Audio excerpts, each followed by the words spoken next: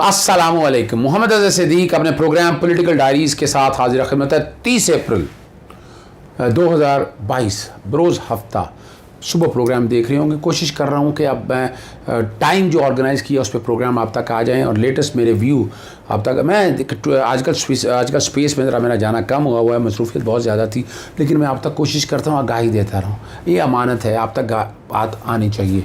High court के रात के फैसले को सामने मद्देनज़र रखते हुए गवर्नर के इख्तियार के हवाले से मैं बात करना चाहूँगा। आइन का आर्टिकल 130 सब आर्टिकल 5 कि वो गवर्नर कॉल अपॉन पूरी हलफ सारे जो हैं वो ये बात करते हैं कि फ़लाँ बंदे के पास हलफ ले लेगा। यहाँ ये गवर्नर कॉल अपॉन करेगा, तो वो आर्टिकल पीछे चल रहा है, उसके पीछे एक मंतक है मेरी।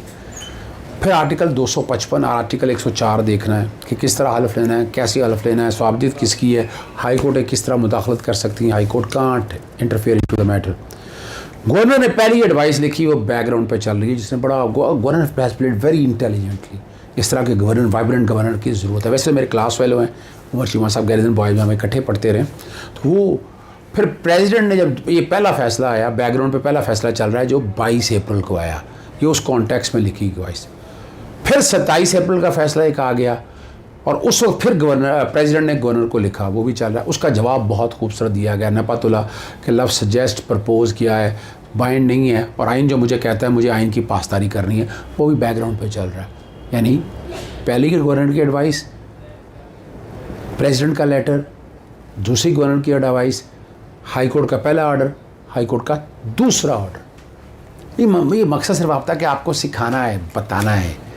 इस आइन एक सोशल कॉन्ट्रैक्ट है, उसको उसके मुताबिक अमल दरामद करना है। तो किसी की मर्ज़ी वेम्स पे और उसकी मर्ज़ी या साबदीद पे नहीं हो सकता और ना होना चाहिए, ये आप और हमें सोचना है कि कैसे चीज़ें बेहतर हो सकती हैं। अगर हम बेहतर करेंगे तो निज़ाम बेहतर होगा। बाकी मदीना शरीफ में नवाज शरीफ इन ख़ानदान के साथ जो हुआ तकलीफ़देह है। मैं कैसे गिला कर सकता हूँ, मैं कैसे कह सकता हूँ। किसी ने मुझसे पूछा कि मज़म्मत नहीं की, मैं बिल्कुल मज़म्मत करता हूँ। आका दो जहाँ हुज़ूर नबी करीम सल्लल्लाहु अलैहि वसल्लम की ज़बान तो आवाज़ भी ऊँची नहीं होनी चाहिए। फिर एक मंतक अजीब पेश करते हैं कि उसी जगह पर हुज़ूर नबी करीम सल्लल्लाहु अलैहि वसल्लम अपनी पंचायत लगाया करते थे या फ़ैसले किया करते, सादर फरमाया करते थे, तो वहाँ दादरसी होती थी। इन लोगों ने जो कुछ भी किया मैं उनको डिफेंड नहीं करना चाहता, आई डोंट वांट। कहा गया कि पीटीआई के ऑर्गेनाइज़ किया है, पीटीआई देखें वहाँ उस जगह मदीना शरीफ में पीटीआई के लोग इस तरह खड़े हो जाए आके, ये भी समझ से बालातर बात है। इसको भी ओन नहीं किया जा सकता। बैकग्राउंड पे वो मैं नहीं चलाना चाहता, नारे जिस तरह से है, थोड़ी बहुत वीडियो चल रही होंगी आपके लिए। अगला बड़ा अहम इशू है वो prevention of electronic crime act के तहत आज जस्टिस अतर मिल्ला साहब का जहन ही बदल गया। यानी पीका ऑर्डिनेंस की और इस कॉन्टेक्स्ट में जिस तरह के रिमार्क्स दिए मेरे लिए ख़ुद बड़े तकलीफ़देह हैं। यानी पहले क्या था और आज क्या है। और सहाफ़ी अब अरशद शरीफ और दीगर सहाफ़ी जो है ना अतर मिल्ला साहब के पास गुज़श्ता रात अदालत ने रजू करने की हदायत की थी, हरासा किया जा रहा था और सहाफ़त के पेशा से वाबस्ता दीगर अफराद के बुनियादी हकूक़ की खिलाफ वर्जी की है और गुज़श्ता समात पर FI और पुलिस रिपोर्ट और पैरावाइज कमेंट तलब किए थे। और अदालत ने यहाँ फैसल चौधरी की सर्जिश कर दी। अदालतें खुली हैं, किसी को क्या तकलीफ़ है। काशावासी के प्रोग्राम में सुप्रीम कोर्ट हाई कोर्ट की तजलील की गई। अदालतें अपनी सफाई में कुछ भी कह दें। अरशद शरीफ यहाँ मौजूद है, कोर्ट में मुदाखलत में उनकी वापसी हुई, अदालत में किसी के लिए हर किसी के यहाँ मौजूद है। आपने काशवासी का प्रोग्राम देखा, हक़ाइक़ की तस्दीक की वगैरह बहुत कुछ कहा गया नहीं। सीधी सी बात है, रात 12 बजे पूछते हैं लोग, सवाल पूछते हैं ना, तौहीन अदालत कमिट नहीं हुई, या तो कमिट हो गई थी फिर तो समझ जाती 12 बजे। और इस्लामाबाद हाई कोर्ट भी बैठे, लेकिन वो क्यों डिफेंड किया जा रहा है? I don't think so. छोड़ें, बात ख़त्म होनी थी, हो गई है कि सियासी जमातों को एक एज मिल रहा है, तो इसमें क्या ऐसी बात है, गलत क्या बात है इसमें? छोड़ें इन बातों को। अदालत रात को 3 बजे भी खुलेंगी अगर मामला आइन या किसी के होने से पिसे हुए तबके से मुतालिक हो। सुप्रीम कोर्ट ने कौन सा ऑर्डर जारी किया था जिससे कोई मुतासर हुआ? एक बयानिया बनाया गया कि अदालतें खुलेंगी और किसी को किसी आइन की खिलाफ वर्जी की इजाज़त नहीं देंगे। आप लोगों का वहाँ पर एतमाद ख़त्म करें। जिन्होंने प्रोग्राम कंडक्ट किया उससे मतलब वही बता सकते हैं। बहुत खूबसूरत जज ने बताया। इस अदालत के बारे में कहा गया कि चीफ जस्टिस अदालत पहुँच गए। ये बात सच है, इसमें ऐसी क्या बात है? आप चाहते हैं कि अदालत फौरी नोयत की दरखास्तें, कौन सी फौरी नोयत की दरखास्तें हैं? ये आनी चाहिए कौम के सामने। ये कि अगर मीडिया नहीं बताएगा तो कौन बताएगा? आपको तौहीन अदालत पर यकीन नहीं रखती। 2002 का नोटिफिकेशन है चीफ जस्टिस, ये वो कहते हैं यकीन रखती है। आपने चैनल को प्रेस रिलीज दी थी चीफ जस्टिस का ARY के रिपोर्टर से इस्तीफा। जी बिल्कुल, हाईकोर्ट का नोटिफिकेशन के टिकट चलाए थे। मतीउल्लाह जान का केस इसी अदालत में किस वक्त सुना गया? आपके पिटिशन ने दस्तखत नहीं किए थे और अदालत ने पिटिशन सुनी। इसमें अनोखी बात क्या है वैसे? बाय द वे, क्या इसमें अनोखी बात? एहसान कर रहे हैं आप, क्यों एहसान जतला रहे हैं? अदालतों का काम है इंसाफ देना, और ये आप टेक्निकल नहीं आती इसमें। ये एहसान की बात करें। अदालत ने एक नहीं, अदालती औकार के बाद बहुत सी दरखास्तें सुनी हैं। कोई जिम्मेदारी भी होती है। आपको तो खुश होना चाहिए कि इनकी खिलाफ वर्जी की इजाज़त नहीं दी जा रही है। आज रात को 3 बजे कोशा शरीफ को उठाएगा तो क्या अदालत केस ना सुनेगी? कहाँ सुनेगी? हाँ, ये बहुत से लोग उठाए गए हैं, बहुत से। यानी क्या ज़रूरत पड़ी है इन चीज़ों को एक्सप्लेन करने की? छोड़ें, आगे चलें इस बात को लेकर। और क्या इसको कुछ सियासी वजूहात हैं? आप चाहते हैं कि अदालत से एतमाद अवाम का उठ जाए? सुप्रीम कोर्ट ने वाज़ेह पैगाम दिया कि इनके खिलाफ किसी कदम की इजाज़त नहीं देंगे। आपको मालूम है कि दरख्वास्त जो है जुर्माने के साथ खारिज की गई थी। सब लगे हुए हैं कि अदालतें खुल गई। आप समझते हैं कि अदालतें नहीं, आपका चैनल 9 को बेहतर समझता है। झूठ के ऊपर एक बयानिया बनाया गया, अदालतें खुल गई। आज आप वजाहत देने क्यों लग गए हैं जनाब जस्टिस अतर मिल्ला साहब? वजाहत देने की ज़रूरत है। आप आवाम कौम के सामने हक़ाइक़ लेके आएँ। आप वो याद हैं जब कमल शाहजब के केस आते थे, और वो सारी चीज़ें तो आप लोगों के सामने हैं। कोर्ट रिपोर्टर बहुत ज़बरदस्त काम कर रहे हैं, उसमें कोई बात छुपी नहीं होनी चाहिए, सिर्फ कागज़ का एक टुकड़ा थी। लेकिन अदालत इस पिटीशन को रात ताख़ीर से भी सुनती। आप मीडिया के नुमाइंदे के तौर पर यहाँ तो बताएं क्या ये रवैया दुरुस्त है? अफजल भट्ट, अब अफजल भट्ट पता नहीं कहाँ से उठ के आ गया। रिपोर्टर तो दुरुस्त खबर देते हैं, मगर अक्सर अफसर में बैठे अफराद को हक़ाइक़ का इल्म नहीं होता। सियासी बयानी के लिए इदारों को तबाह कर रहे हैं, और ऐसा पहली मरतबा नहीं हुआ। जैसे अतर मिल्ला साहब है, सुप्रीम कोर्ट आइन की तशरीह के लिए आला तरीन फोरम है। आपको नसीहत है कि ये काम ना करें, क्योंकि ये पाकिस्तान के मफाद में नहीं है। आपके चैनल ने मिसिंग पर्सन के लिए आवाज़ उठाई है, जो असल इशू है। बुनियादी हकूक़ के लिए अदालत खुलेगी, इन बयानियों से कुछ नहीं होगा। सुप्रीम कोर्ट के आला जज अदलिया के जजियों के बारे में बातें हुई, सिर्फ इसलिए कि वो जवाब नहीं दे सकते। अरशद पीसी की पिटीशन सिर्फ कागज़ का टुकड़ा थी, अदालत ने सुना। जहाँ हमसे गलती हुई ज़रूर बताएं। आपसे पूछता हूँ कि रात क्या हुआ? किसी अदालत ने कोई आर्डर पास किया? अदालत ने अदालती औकात के बाद सहाफ़ियों की पिटीशनें भी सुनी। ऐसा तस्वीर जता कि हम किसी के कहने पर बैठे हैं। हम कोई हर कोई रसाई कर सकता है। देखते हैं आने वाले दिनों में हम भी देखेंगे कि कौन कौन सी दरख्वास्तों पर ऊपर आ जाता है। यानी ये ज़रूरत नहीं थी वसाइल। डॉक्टर उमर सज्जाद ने बहुत खूबसूरत ये बात कही है, सफाई निस्फ़ इक़बाल जुर्म है। हाथ से ज़्यादा खुलूस इंसान को मशकूक बना देता है। और यहाँ जो बातें हैं सारी अपना यानी वकील जो अरशद शरीफ ने फिर वो बताया, कॉल आई कि बोइंग 777 के स्टोर पर कोई एक्शन लिया जा रहा है। उन्होंने मुझे पिटीशन फाइल करने का कहा था, जो मैंने दायर की। अरशद शरीफ ने बताया कि रात 1:30 बजे भी घर के बाहर सादा कपड़ों में लोग मौजूद थे। ईद आ रही है, इन दिनों में वकील से रब्ता भी मुश्किल हो जाता है। अगर ईद के दिनों भी कुछ हुआ तो अदालतें खुलेंगी। हमने कोई एक्शन लिया, कोई इंक्वायरी नहीं की। FIA काम हरासा करने के इल्ज़ाम में कोई सदाकत नहीं है। हमने तरही वजाहत भी जारी कर दी है। अब ये सारे वो मामलात हैं जहाँ अप्रैल की रात इस अदालत की सिर्फ लाइटें ऑन हुई थी। इनसे इसको क्या मसला है? शायद एस्को को लाइटें ऑन होने से कोई मसला हुआ हो। खबरें चली कि कैदियों की वैन भी आ गई है। कैदियों की वैन इसलिए आई कि मुजाहिरीन वहाँ आ गए थे, उनके लिए वैन आई थी। ऐसा लगता है कि आप इन्होंने किसी सियासी बयानी पर काम कर रहा हो। जनाब, सच सुनने की हिम्मत होनी चाहिए। आप तो ख़ुद कहते थे कि मैं बैठा हूँ, तो ये सच सुनना चाहिए था ना। आज आपका माइंड वो नहीं माइंड जो कमल शाहजब वगैरह के बाकी केस सुने जा रहे थे। जनाब जस्टिस अतर मिल्ला साहब, हम उम्मीद रखते हैं कि आप बराबरी की सतह पर ये सारे मामलात को देखेंगे। इस तरह का जो अगर बातें उंगलियां उठ रही हैं तो कसूर तो फिर अदालतों का कहीं ना कहीं तो है ना। कमल शाहजब के मामले में तस्वीर का रुख कुछ और था, और आज तस्वीर का कुछ रुख और है। चलें, बहरहाल अदालत ने केस की समाअत जो है ना 12 मार्च तक के लिए मुलतवी कर दी। मेरे कुछ मुख्तलिफ प्रोग्राम पिछले दिनों चले, वो रह गए, चूँकि मैं रिकॉर्ड स्ट्रेट रखता हूँ।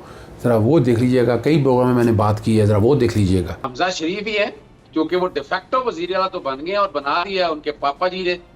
पापा ने बना दिया ना उनको, यहाँ वज़ीर आला बैठ के बैठा दिया। चीफ सेक्रेटरी उनकी मर्जी का, IG उनकी मर्जी का।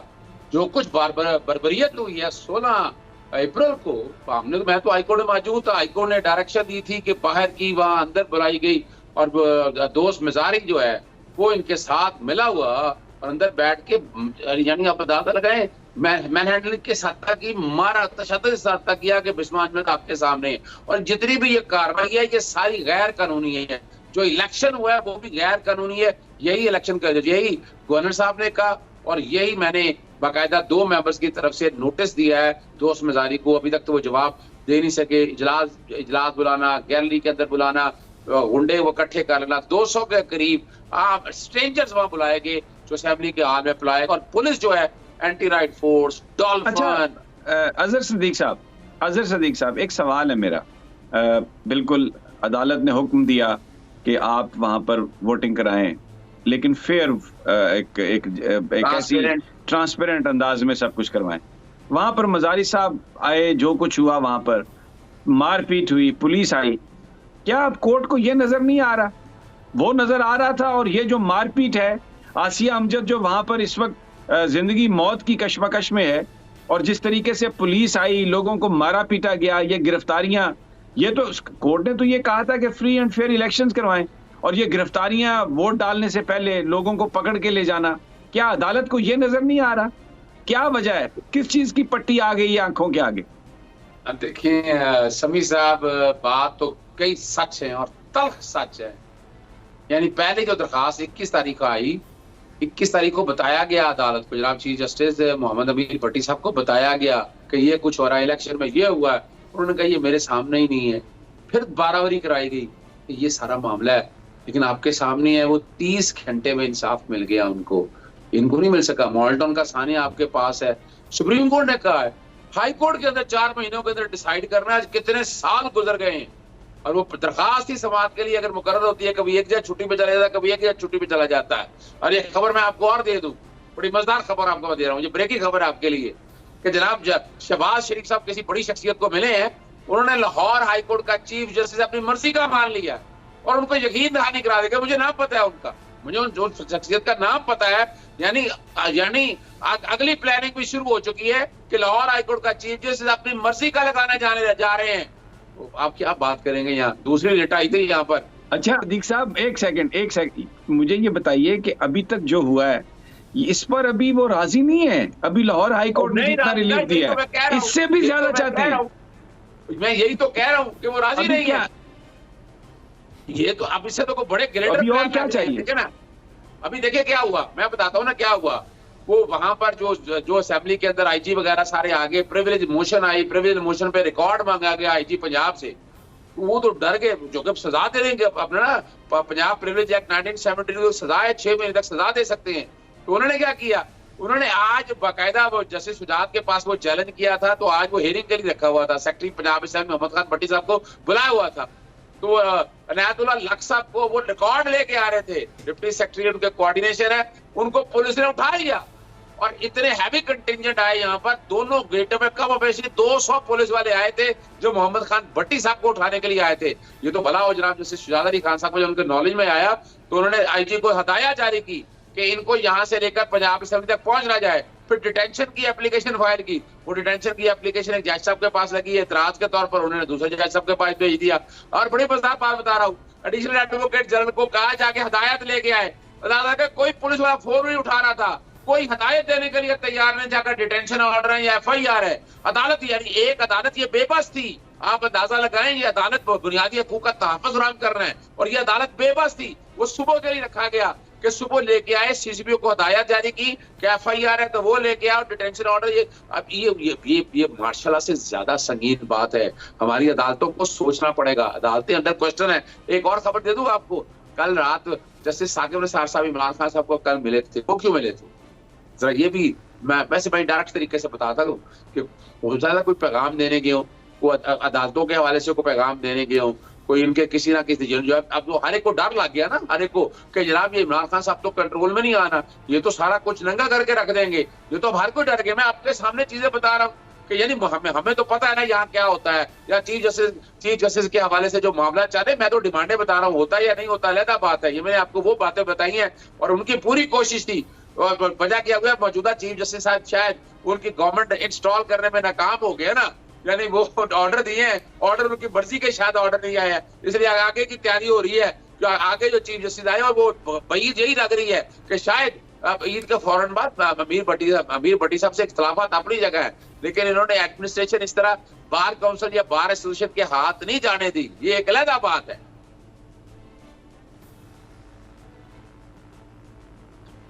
जी बिल्कुल। ये देखिए, मैं दो बातें बड़ी जरूरी हैं। एक तो मैं अरशद शरीफ साहब के हवाले से एक मैं बात बता दूं आपको। ये खबर हमें बहुत पुरानी है कि GGFI जो नए आए हैं। अब आपको याद होगा इस्लामाबाद हाई कोर्ट में पीका के अगेंस्ट में जितने केसेस लेके चल रहा था, पीका तो तकरीबन कानून खत्म कर दिया जनाब जस्टिस अतर मिलना साहब ने। ये एक नई साइबर टेररिज्म के हवाले से, और ये बड़ी बदमाशी हो रही है। ये हकीकतन बात मैंने ये तो अब क्या इसको वायलेशन के, कॉन्स्टिट्यूशनल वायलेशन नहीं, मैं अब सपोर्टर हूँ किसी हद तक पीका का, लेकिन ये जो काम हो रहा है ना, ये टोटल बदमाशी करवा रहे हैं, और ये राणा सनाउल्लाह करवा रहे हैं। याद रखिएगा, DGFI ये ऐसे नहीं, वो जहां से ढूंढ के लाए हैं और वो ढूंढ के लाकर उन्हें बिठाया। यही नहीं है, अगली खबर भी ले लीजिएगा। DG नायब और जो है ना मेरे दोस्त हैं, लेकिन आपको पता है पिछले दिनों हटा दिया गया था इमरान खान, जो वजह थी कि ऐसे ट्रेसेस मौजूद थे कि ये शरीफ खानदान को कोई फैसिलिटेट कर रहे थे। आपको याद होगा कई मामलात में जो मोबाइल फोन बरामद हुए थे जिसमें मरियम के बहुत से ऐसे राज थे, वो कहाँ गए मोबाइल फोन, वो किस वक्त तहकीक हो। और आजकल वो DG नायब मेरे दोस्त है, वो आ चुके हैं और एक इंक्वायरी अब उन्होंने शुरू कर ली है। वो अपना बीबी फरा के अगेंस्ट और उनके मियाँ के अगेंस्ट मेरा उनसे राब्ता हुआ है। वो कहते हैं हम बिल्कुल फेस करेंगे, हम साफ हैं। लेकिन ये जो DG नायब यहाँ पर स्पेशल लाए गए हैं ना, ये टारगेटेड एजेंडे के तहत लाए गए हैं। ये सोचना पड़ेगा लाने वालों को। और अगली बात मैं बड़ी जबरदस्त बताऊं, मजाक तो ना उड़ाएं खुदा रहा। आर्टिकल 6 लगता है जब कॉन्स्टिट्यूशन को सबवर्ट करें, कॉन्स्टिट्यूशन को एब्रोगेट करें। भाई किसने कहा है कि आइन तोड़ा है?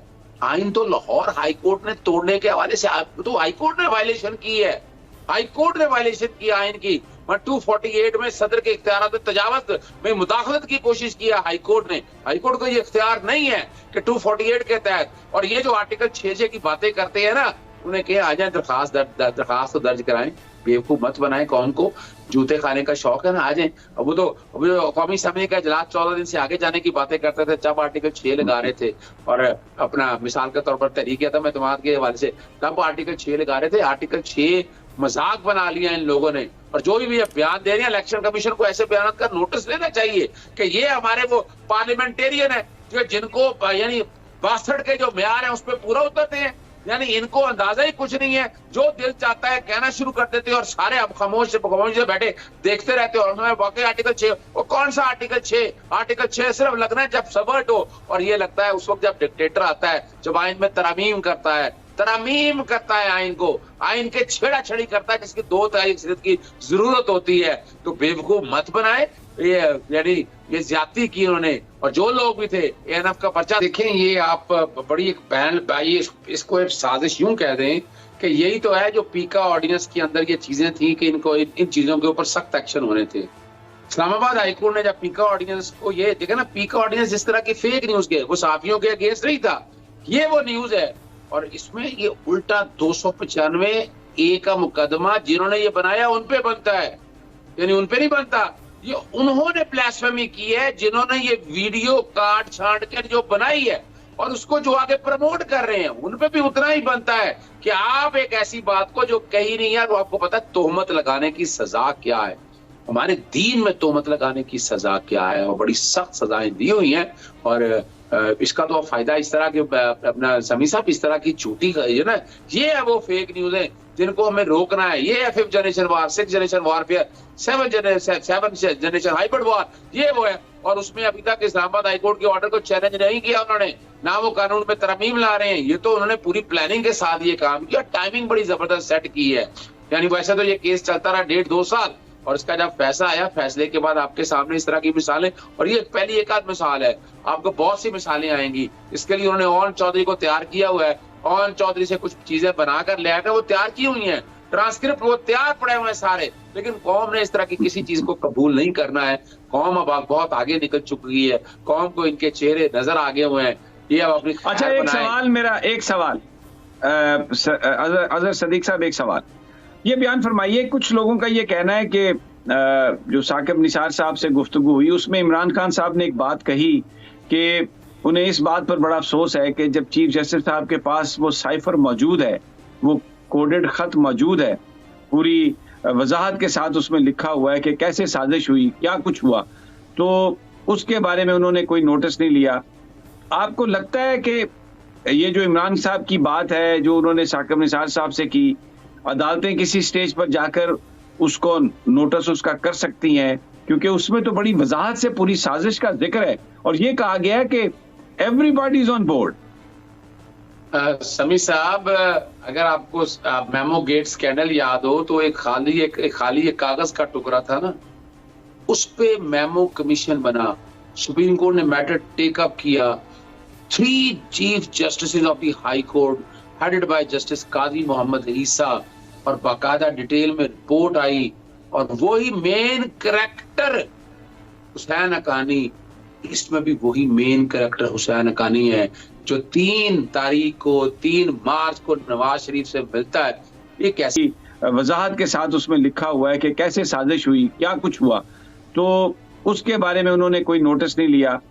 आपको लगता है कि ये जो इमरान साहब की बात है जो उन्होंने साकिब निसार साहब से की, अदालतें किसी स्टेज पर जाकर उसको नोटिस उसका कर सकती हैं, क्योंकि उसमें तो बड़ी वजाहत से पूरी साजिश का जिक्र है और ये कहा गया है कि एवरीबॉडी इज ऑन बोर्ड। समी साहब, अगर आपको मेमो गेट स्कैंडल याद हो तो एक खाली कागज का टुकड़ा था ना, उस पे मेमो कमीशन बना, सुप्रीम कोर्ट ने मैटर टेक अप किया, 3 chief justice of the high court headed by justice Qazi Mohammad Isa, और बाकायदा डिटेल में रिपोर्ट आई, और वही मेन करेक्टर हुसैन हक्कानी, इसमें भी वही मेन करेक्टर हुसैन हक्कानी है जो 3 मार्च को नवाज शरीफ से मिलता है। ये कैसे आप समझ रहे हैं? जैसे मैंने अभी आपको बताया कि अपनी मर्जी का वो chief justice Lahore high court लगाना चाहते हैं, तो वो इस तरह की खुद नोटिस, तो हमारी सुप्रीम कोर्ट को ये सोचना चाहिए इस सारे मामले में, और उन्हें इस मामले में देर नहीं करनी चाहिए। मेरी अपनी दरखास्त दायर की हुई है, मुझे बड़ी हैरानगी होती है। मैंने तो, आपको याद है, 30 मार्च में दायर कर दी थी और कहा था कमीशन तश्कील दे दिया जाए, उस पर एतराज लग गया। उसमें मैंने अपील दायर की हुई है कि भाई उस पर एतराज दूर करके मेरी दरखास्त सुनी जाए, वो अभी तक अपील नहीं लग रही है। क्या मैं कहूँ आपको, मुझे तो बड़ी तकलीफ और कोफ्त है। अगर हमारी हाई कोर्ट, हमारी कोर्टों से मुझे बड़ी उम्मीद है, हमें बहुत उम्मीद है। जी, आपने वो सारे प्रोग्राम मेरे देख लीजिए। मैं कोशिश करता हूँ अब तक हकायक बताता रहूँ। इजाज़त चाहूँगा। अस्सलाम वालेकुम, अल्लाह हाफ़िज़, पाकिस्तान जिंदाबाद।